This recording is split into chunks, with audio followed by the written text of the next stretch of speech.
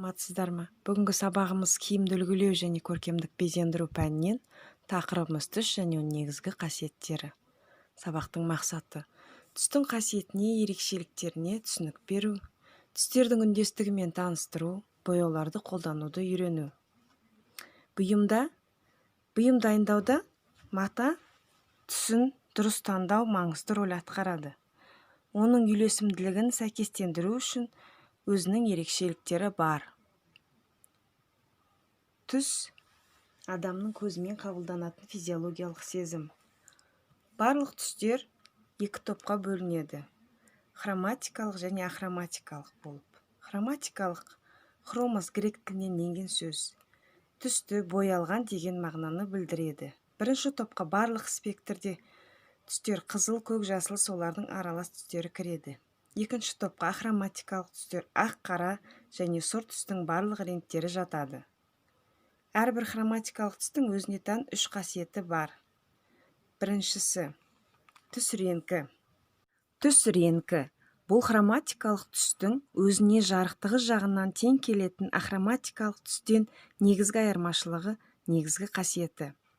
Жарықтық ұғымы хроматикалық түстен қара не ақ пигменттің қаншалықты мөлшері бар болуымен түсіндіріледі.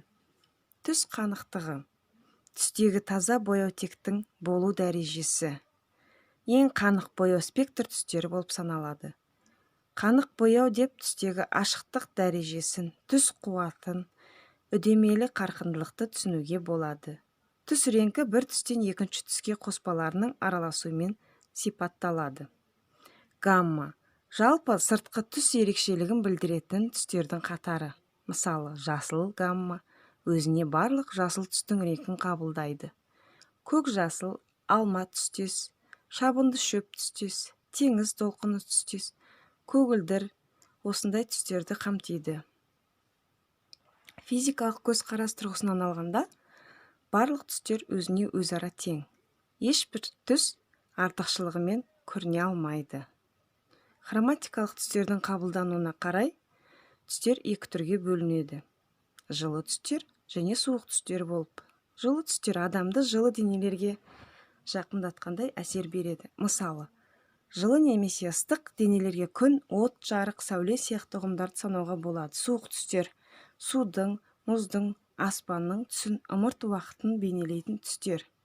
Адамның көзі түсті қабылдау кезінде оның түрлі қасиетімен ассоциациясын сезінеді. Мысалы, ауыр және жеңіл түс деген ұғым бар. Түс ауырлығы оның жарықтық реңкіне байланысты болады. Түс қою қара болған сайын оның ауырлығы арта түседі, және керісінше жарық түстер жеңіл болып қабылданады.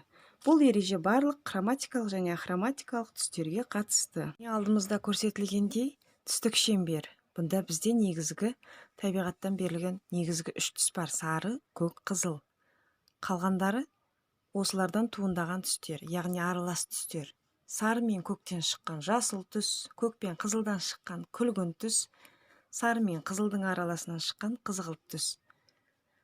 Түстік шеңбердің шеткі түстері осы сары мен қызғылттан туындаған түстер, жасыл мен көктен туындаған түстер. Осылай біздің аралас түстер өсе береді. Түстік шеңберді қарап отырғандай төрт бөлікке бөлуге болады. Олар туыс түстер. Туыс түстер үндестігі. Туыс түстер түс шеңберінің бір ширегінде орналасады. Туыс түстер құрамында негізгі екі түс бояу тегі енеді, немесе солардың біреуі шартты түрде болады. Туыс контраст түстер үндестігі. Туыс контраст түстер үндестігі бұл түстер шеңберінің шектес ширегінде орналасады. Мысал үшін, қызылды сары, жасылды сары түстер тобы. Бір жағынан туыс түстер, себебі екеуінің құрамында да сары түс бар. Сонымен қатар қызылды сары түстердің құрамында әртүрлі мөлшерде қызыл да бар. Жасыл сары түстер құрамында таза жасыл түс орын тауып тұр. Осы таза жасыл түс пен қызыл түс контраст болып есептеледі. Туыс контраст түстердің барлық топтарының үндестігі түс бояулардың белсенділігімен, күрделілігімен, әсемділігімен сипатталады. Контраст түстерінің үндестігі бұл қоспалардың түстері түс шеңберінің қарама-қарсы ширектерінде орналасады. Қатар орналасқан контраст түстер бір-біріне түс реңкін күшейтеді және қанық түске ие болады. Бір реңкті түстер осы топтың негізін кез келген бір түстің жиынтығында қандай мөлшерде кездесетінін көрсететін түстер үндестігі құрайды. Бұл түстер бір-бірімен тек жарықтығы мен қанықтығы жағынан салыстыра алады. Міне түстік шеңберді дайындау видеосын көрейік.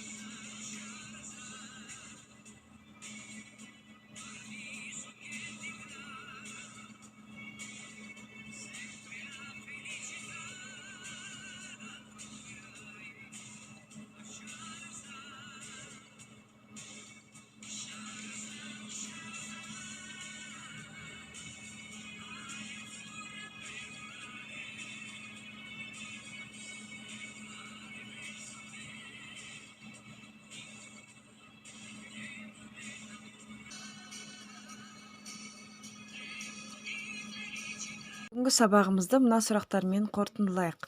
Түстер қандай екі топқа бөлінеді? Хроматикалық түстердің негізгі ерекшеліктері? Жылы түстерге қандай түстерді жатқызамыз? Ауыр түстерге қандай түстер жатады?